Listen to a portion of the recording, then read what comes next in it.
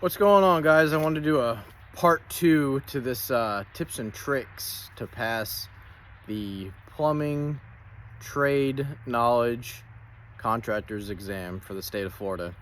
I just went down there October 11th. It's been about a week and a half, and took that exam again for the 5th time. Kind of ashamed to say, but I'd be more ashamed to admit that I didn't go back for the 5th time and I just quit. So is what it is, right? As long as you don't give up, it is what it is. There's only one way to fail that test, guys, and that's to just quit and throw the books away and give up and go be an electrician or something. I don't know, HVAC guy. No, but seriously, I took it 5 times. This past October 11th was my 5th time. You guys are probably dying to know if I passed or not. Answer is yes, I did pass. So that's a good thing. But cooler than that is like when I went down there and I stayed in the hotel down the street from the test examination area.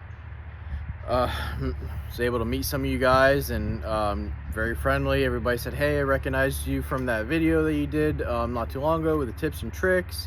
I got to the test site and a bunch more people recognized me, and then a couple of days leading up after the test, people were posting on a couple of plumbing pages on Facebook and Instagram and saying they passed, and I would give them a congratulations, and they would say, hey, are you the same guy from that video, you know, the tips and tricks? I said, that's me. Once again, congratulations. And they were dying to know if I passed, and so I'm here to tell you the answer is yes, I did pass. I got a 73.3. So I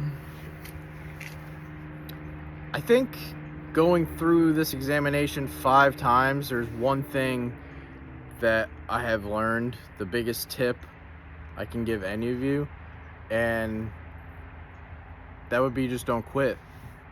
You know what I mean? I think I mentioned in the last video, I've talked to people that have taken it upwards of 9-10 times. I haven't seen them again. I don't know if they passed, I don't know if they gave up, but one thing's for sure, when you're trying to get a contractor's license in the state of Florida, if you're not in it for the long haul, if you can't put your head down and just try to win, then you're probably gonna lose. You know, if you have a hard time congratulating people when they pass, and you know, you never know when your time's gonna be, you know, when your turn is gonna be to pass. It's a really crappy position to be in, and I've been there. You know, I've taken this thing 5 times, and as you know, they only give it every 2 months. So I could have taken it 6 times, but I missed last August. They were filled up by the time I got my results back from June. So that was unfortunate. I could have maybe passed back in August instead of this past week in October, but it is what it is. So yeah, just don't give up. I know how discouraging it can be to watch other people win, and you're, you know, kind of like, what the heck am I doing wrong?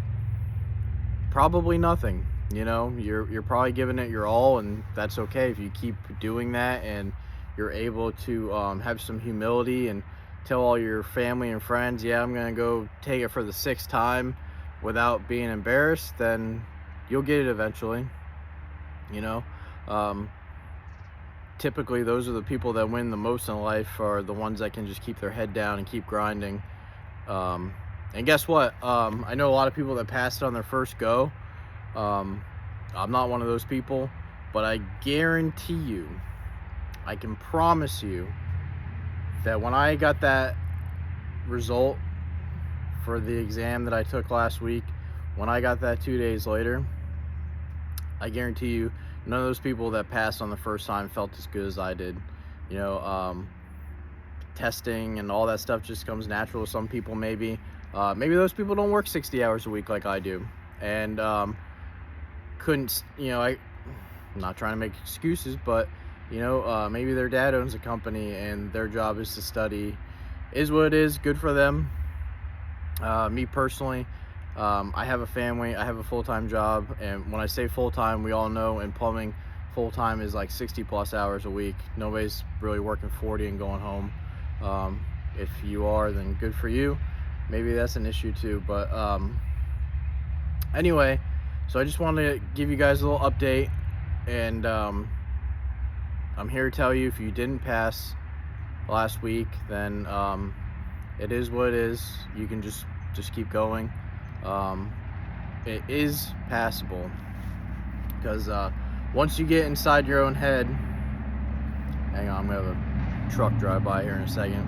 I'll let that thing go by.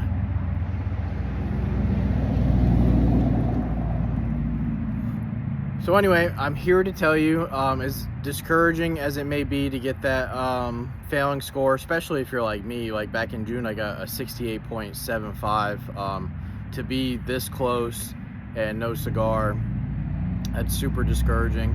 You might try to go to the review and contest a few questions, contest some stuff on your ISOs. I did that back in August because the test was filled back up, so I was like, screw it, I'll go do the review, even though I had never had any intentions of doing the review. I had nothing better to do within the last 4 months, so I went and did the review, and I contested a few things, including an isometric drawing that I had. I had one drawing that had 3 floor drains on it, and guess what? I drew out 3 floor drains on my ISOs, labeled 1, 2, 3, and for some reason I didn't get points for labeling. Don't ask me why. I asked the proctors why, they didn't know, so I contested it. I said, listen, clearly I have 1, 2, 3, 4 drains labeled and drawn on my paper. I would like to get the points for it because I earned them, right? What happens is 21 days after you do your review, and if you choose to contest anything, questions or ISOs, you will get a letter back, and it'll say, we gave you credit or we didn't give you credit. And guess what? I didn't get any credit. I don't think anybody got credit for anything. Probably nothing gets thrown out. I've heard of stuff getting thrown out before and credit given, but I'm sure that's once in a blue moon. The government is going to do what the government wants to do, so they're going to pass who they want to pass. So it is what it is. Yeah, it was really cool seeing everybody, and I appreciate everybody saying hi and telling me how much the video helped, and I hope that video continues to help people. You guys are more than welcome to share that thing, and hopefully we can get some more plumbing contractors in, 'cause, that's the thing with me is I see a lot of people on Facebook Marketplace, the handyman, the remodel companies, advertising that they do plumbing, and that's no bueno. So we have to get more plumbing contractors that are licensed and insured in the state, so we can put out good licensed and insured work, right? The more people that get licensed, then that's the better for us, right? Because we can keep our prices pretty similar, hopefully. Instead of everybody getting underbid by Joe Schmo the handyman, there'll be a lot more plumbers that people can Google, and hopefully the prices are around the same, and they'll realize, maybe this is the cost of having good work done. Instead of Joe Schmo that'll use 100 shark bites and flood my kitchen, I can call a licensed professional. So that is the goal. I was just cleaning out my van today and realized that I haven't given you guys an update, so that's what this is for.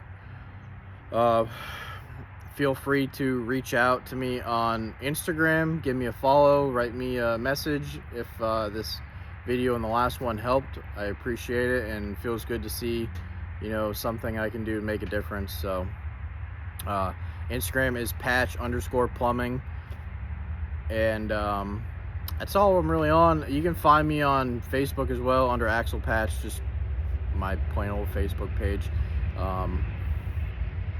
and shoot me a DM Let me know if it helped. Let me know if there's anything else you need to know. But nothing's really changed from the testing. I had a buddy that took it with me, and he overheard the main proctor telling somebody else that was there for probably the 100th time, these people recognize us when we keep coming, right? So he said, now everybody has the same questions on the test. I think it used to be there's a lot of different versions of the test. Maybe the questions were different. I know for a fact the ISOs were different.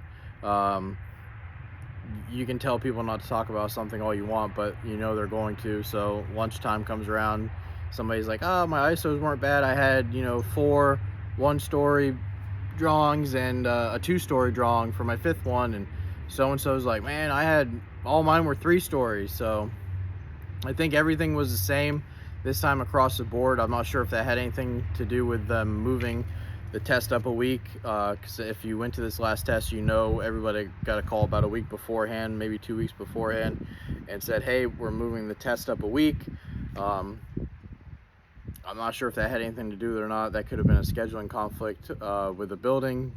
If you've taken the test, it's at the Silver Spurs Arena. Maybe they're using that room for something else on the 18th and decide to bump our test up. So anyway, I did pass. I'm moving on to the business of finance one. I've only taken that one, I think 2-3 times so far. But that being said, I always wanted to pass this one first. I know it doesn't really matter which order you pass it, but I felt like if I was going to pass one first, it was going to be the trade knowledge. So now I'm able to throw all those books to the side, keep them in my pack out, and just concentrate on those other 3 books. So I've already paid the state my $135, so I can schedule that again, and I'm going to be studying to get that one knocked out. So once again, if you guys have any questions or comments or concerns, you know how to get a hold of me. Feel free, and I'd love to answer any questions you might have. So hopefully everybody passed. If you didn't, just keep going. It is what it is. State's out to make the money, so maybe if you pay them enough, they'll pass you. But seriously, I hope everybody that I saw last week passed, or at least learned something from the experience and can pass next time. So I'll see you guys next time. Feel free to reach out.